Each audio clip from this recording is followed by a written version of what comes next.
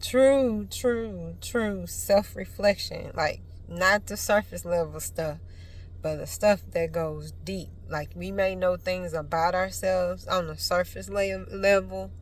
Like, it's like, this is the water. And we may know, this much about it. But down below, all of this, underneath the water, has a big old long root.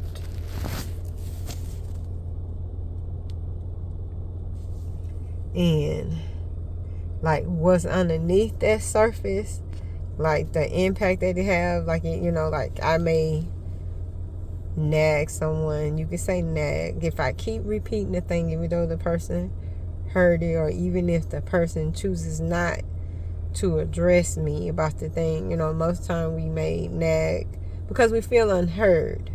But just because a person doesn't necessarily respond to or hear it, and we're trying to get a result, there's other roots attached to that. Because if you keep doing it, even though they choose not to respond, it is a form of manipulation. I didn't, before, I wouldn't have never categorized it. I'm like, I'm just trying to be heard. I want to be addressed, this and that.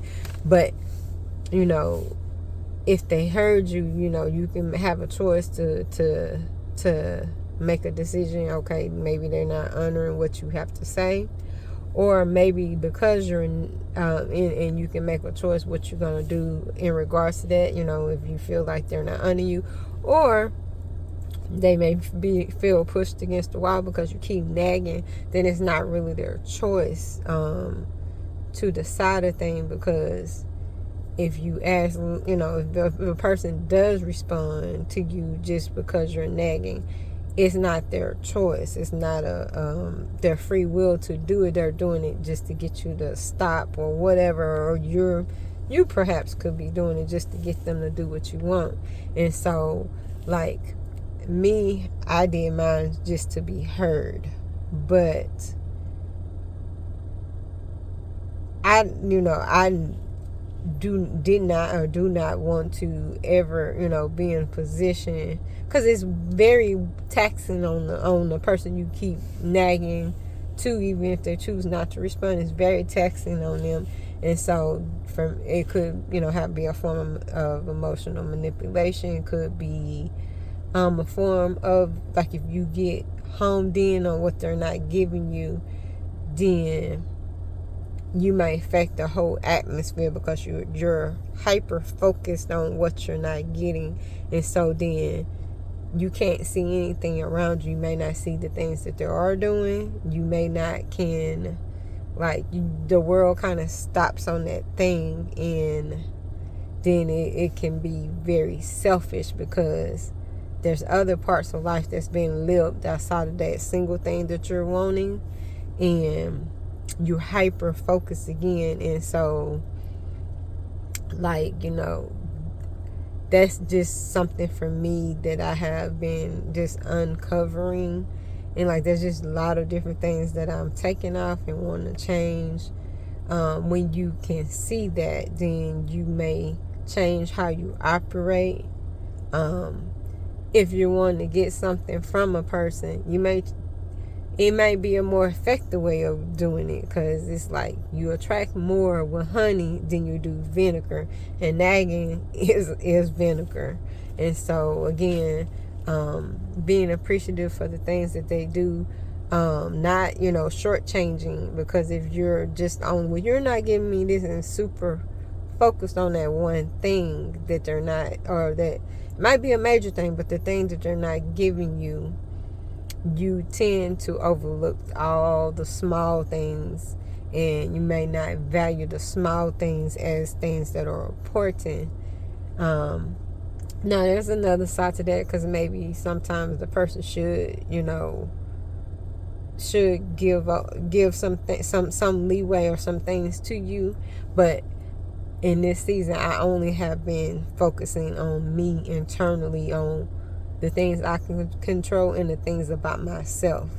And so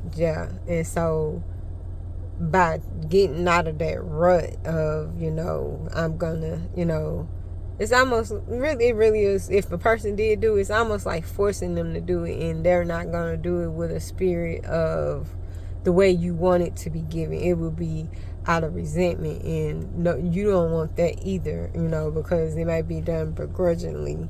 And so I'm learning to just to change my perspective about things, change how I talk and how I present. Just really perspective is a big one. Perspective in your words and how you present and showing appreciation. Those things are major, because when you hone in on a thing, it's like making it center. When the world is so much bigger, that's just one little small thing that you honing into, and the world is just so much bigger that if you can change your perspective, then your eyes can look up, and like when you look up, you see the sky, you see the rainbow, you see the birds in the sky, versus just honing in and just seeing this little speck of grass that I'm honing in. And so the world is so much bigger, so much grander. Life can be enjoyed in so many more ways. And so truly, I have been grateful for this season. Again, it's a lot of growing pains. This year has brought about a lot of tears, and it's still a lot of tears that happen. And it probably is going to be a lot more tears, of grieving and all the things. But in the midst, there's still something beautiful that's happening. It's that internal work that's been done. And so at times we feel, we do not appear as our best self. In our past, we have not made the best impressions. We have not presented as our best selves. People have not experienced us in the best ways. But, and you try your best to, make things right, repent. But that doesn't necessarily change the hurt that's already been done, the impact that the negative impact you already had on others' life. But the great news is you can move forward. Like, sometimes God can mend things back together, an old thing, and sometimes He cannot. He's going to do a whole complete new wineskin. And so,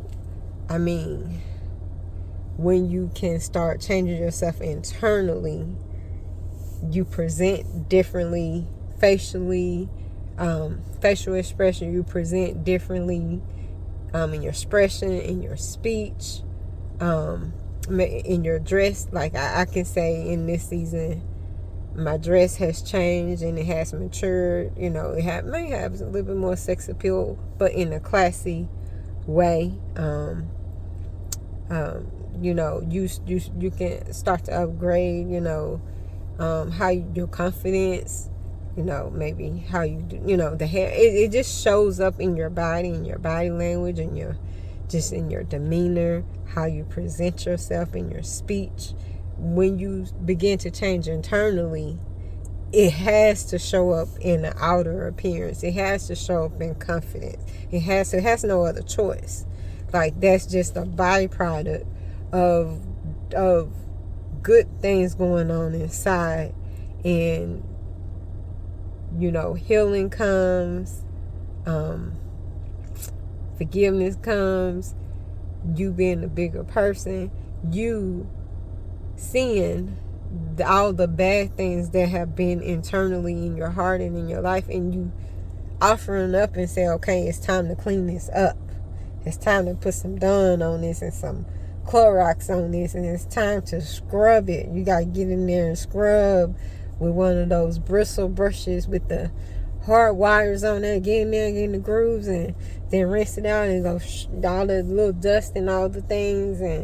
And so in the end, it's this little shiny thing. I don't have anything shiny. My best I got is like these glasses. These glasses are brand new. They all shiny. They might be dirty, but they're shiny. And so, like these earrings, you scrub it out, it's all shiny and pretty. And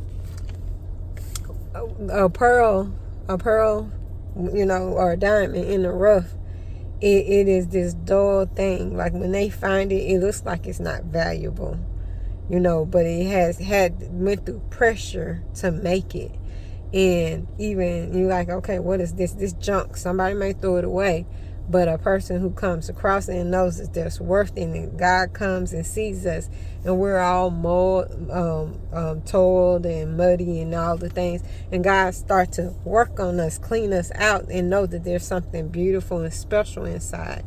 And so, just like that diamond that you working, just like that pearl, the pressure is going on. You do the work. The work is hard to do. It's not easy. It's so much easier to live out here in the world, to live worldly, to, chase the things that are easy, like material things, the easy stuff, the stuff that, people maybe look pretty on the outside, but they're snobby. They're, think it's just because they got wealth that they're better than somebody. And so they haven't done the work, but they look all polished on the outside. But to truly go in and do the work, and your inside presents just as beautiful as your outside. And there are people out there who are not that attractive, but because their personality is spectacular, because they know how to treat people, that person that wasn't that attractive, they're very attractive because their personality draws them. Who they are draws them in, and and so people are like, well, how does a person that's not good looking draw and grab someone who is good looking? That's because they're beautiful on the inside. They're pleasant to be around. They offer something to your life and value to your life that that a person who looks good on the outside but is all just messed up on the inside, very selfish, all the things, and so I'm just so excited to be to the point where my insides will match or even exceed what appears on my outside, because I always have felt bad about myself, because I knew that there was work that needs to be done internally. I didn't really all the way like the person. I know that I might have had a good heart. I wanted to do good, but I knew that there was work. There was junk inside that needed to have been cleaned out. And so,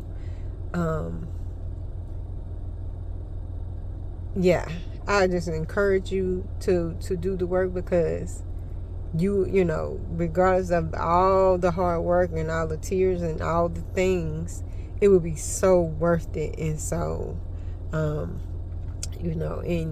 with cleaning yourself out, you can't do it by yourself. You have to do it with God. You have to do it with the Word of God. Sometimes it may require, some, for me, I'm okay with,